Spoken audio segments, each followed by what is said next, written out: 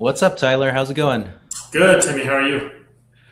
Not too bad, man. I went through eBay sales just to look at a few things that popped out, and we want to cover a handful of cards. So we're going to start with this one, the PSA 8 of the first refractor ever made, the 93 refractor.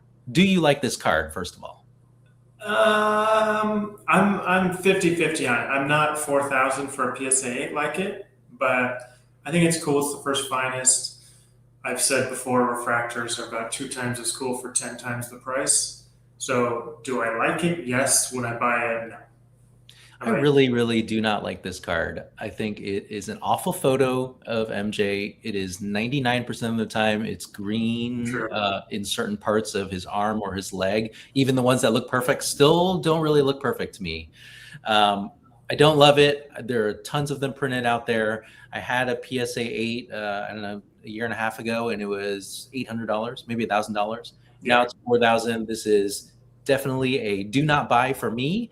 But like you said, it's cool because it's the first finest, the first refractor, and people seem to like it. I don't know. It's not what I would do with my money. Yeah, I don't mind. I don't mind the picture. It looks like he's getting a rebound, which is a little bit different than the usual picture you get. Um, 4x in a year. I guess that's in line with everything else, though $4,000 for this. No, there's 200 cards easily I'd rather buy. I don't think there's 200, but 4x in a year, I think certain cards it's in line with, which we're about to look at. But for the total market of Michael Jordan over the last year, it's up about 115% from the last look at the card ladder index, player index. But let's go to the next one and see if that's in line with that growth. So, premium player, I think I'm correct in saying that this is not one of your favorite cards. Also correct. Today Not we're a big just going to fan. cover the cards that I don't like, apparently. So I like this card. I think it's a premier insert. I like Skybox Premium. I like the cardstock. I like a lot about it. Now, interesting on this one, I know the seller of this. He told me that he was trying to sell it for 3 weeks on Facebook for 5,200 and no bites. And then he puts it up on eBay and sells it for 6,100. So that kind of brings up the bigger question. If you've taken any marketing class in your life, you've probably heard of the four P's, which is price, placement, product, and promotion. So the product in this case is not really changing. It's the same card. It's already graded. It's kind of commoditized. But the placement, we could kind of replace platform in this case. So he tried to sell it on Facebook, moved over to a different platform on eBay.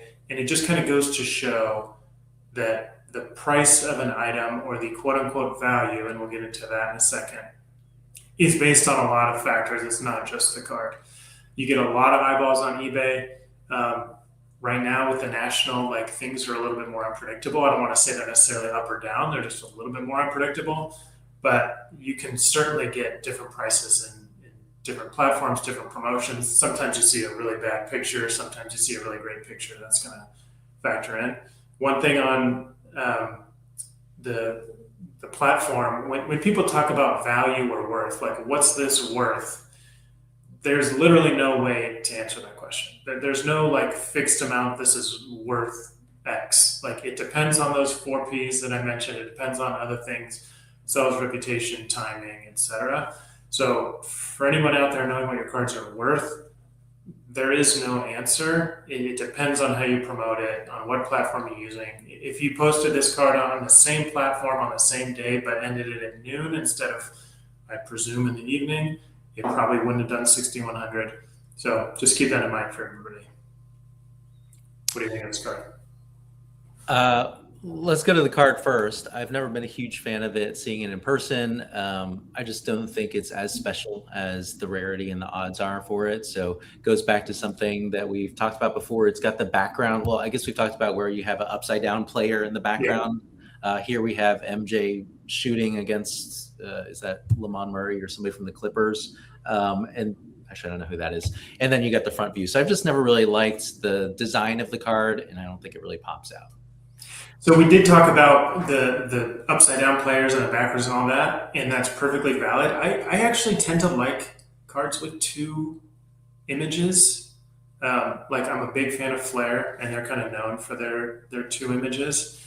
So As long as they're different, right? You don't like the New Heights because it's the same the New picture. Heights is a very weird one. Like if they would have like made it like Anticipation, where they at least changed the coloring a little bit, the New Heights is just weird to me. But yeah, like I love the flare, the big and the little. This is not quite there, but still, I think a nice card. To each his own. In your other points on the placement, the platform, completely valid. I think there is a pretty clear way to determine what a card is worth for something that sells often. And for me, that is exactly what it has sold for recently.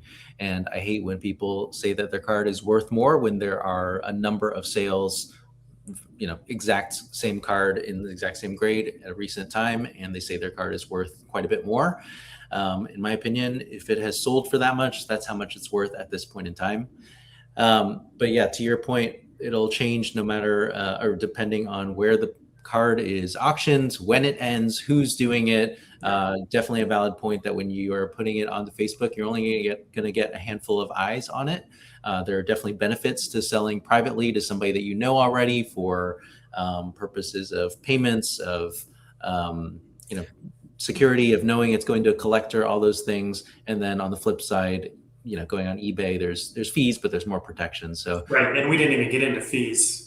How that could change the worth if the buyer is paying $5,000 and the seller is getting $4,500. What is it worth? So I think it's a broad conversation that I'm sure we'll touch back on many times. Let's go to the next one. All right, the greatest card ever made. So this is a base card. It is 1997 Metal Universe. It is a PSA 9. This is where we get into the earlier question of what is the growth on Michael Jordan cards in the last year? And we mentioned 4X on the Finest Refractor PSA 8. We've also mentioned about 115% growth for the total card ladder index for Michael Jordan. This card in a PSA 9 is now $2,600, and it is, I think, 8 times as much as a year ago, maybe 9 times as much. And it sells so often, sells 4 times a week. There's over 200 sales in the year. What do you think about this? It makes no sense. What do we do here? Like 0 cents. Like the refractor, you could say, okay, that's up, double the trend. Doesn't really make sense. This makes absolutely 0 sense. It is a base card. It's a quote unquote premium base card. I mean, it's Metal Universe. It's nice. It's foil. People like it. It's got the PMG factor. It's not like it's worth $200 to me. Well, that's exactly right. That's exactly how much it has been worth over the last 5 years. So when I entered back into the hobby in 2020, this was the card that kind of took off the most. It jumped from about $200 for a base card, I think, to about $1,000, which was wild. And you could get raw cards, raw versions of this card for $200-$300, which was also really high. It dropped all the way back down into the 200s up until 3 months ago or 6 months ago, or whenever it started this rise. It definitely is a cool card. It's one of the best 2 or 3 base cards probably of all time. Don't get me wrong there. It does have the PMG version of it, which obviously people love. But to go to this type of level for something where there's thousands and thousands produced and they're constantly for sale, it makes absolutely no sense, and it is definitely something to be careful of. This is where I lose all our followers. I don't even like it. Oh no! I don't even think it's that cool of a card. I think the background's weird. I understand the Metal Universe conceit. Like everything's kind of in outer space. I think the championship one is better. Like at least he's over like the Chicago skyline. You can amazing card. This is when you get foil cards on half the face. Think of the 96 Max Metal, or like any card that has kind of a foil or a cut finish on the face. It gets weird. Like if you really examine it, it kind of bleeds over, or not enough, or like, Well, on this. I will agree with you. The 97 Champ is, in my opinion, a better photo of MJ. It's a cooler design. It is an awesome, awesome card. That seems like the Baby Brothers set, don't you think? Like, don't you think this is the main set, and that's Absolutely. But some things, Tyler, I think you should probably keep to yourself.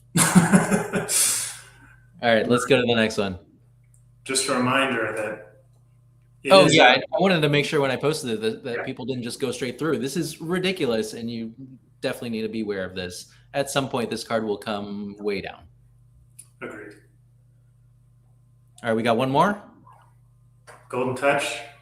All right, Golden Touch PSA 8. This is the 1996 Golden Touch. There's also a 1997, which is valued higher. Do you have either of these cards, and do you like either of these cards? I don't like this one. It gets a little bit better when you realize what the background is. It's the words Golden Touch. What is the background? It's just a stylized golden touch. Let's look it up. I don't know what that is. Like just the words Golden Touch. Oh, it's the words.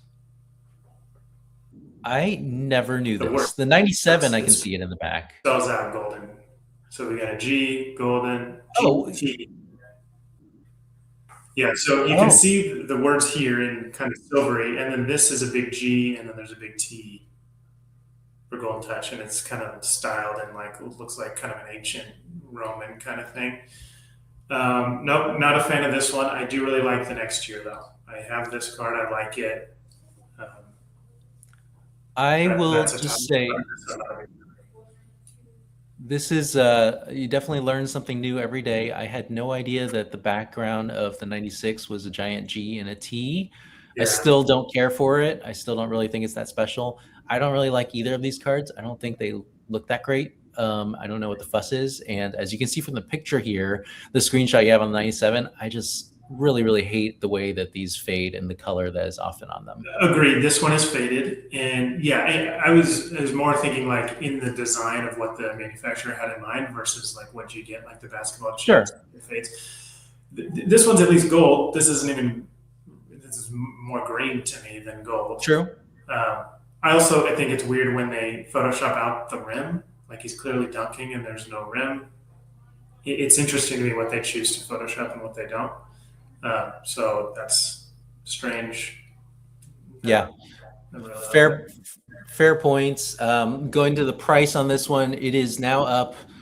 I don't know. Like this card used to be $1,200. It has really, really jumped up there. And I know that it's rare and it's not a very common card that you'll see out there in terms of how available it is. But that seems like a really high price to pay now on Golden Touch, up to $4,000. Yeah, and we talked about the inserts by year. 96 is a premium year for inserts, but it's not quite 97 and 98. So it seems a lot for this card in a 96. It does have, in my opinion, a better card the next year. Now, this is a lot more than $4,000 for a PSA 8, but still, that seems mighty high, especially since I sold a PSA 9 for about $1,700 about 2 years ago. Oh, man. All right. That'll do it for our recaps.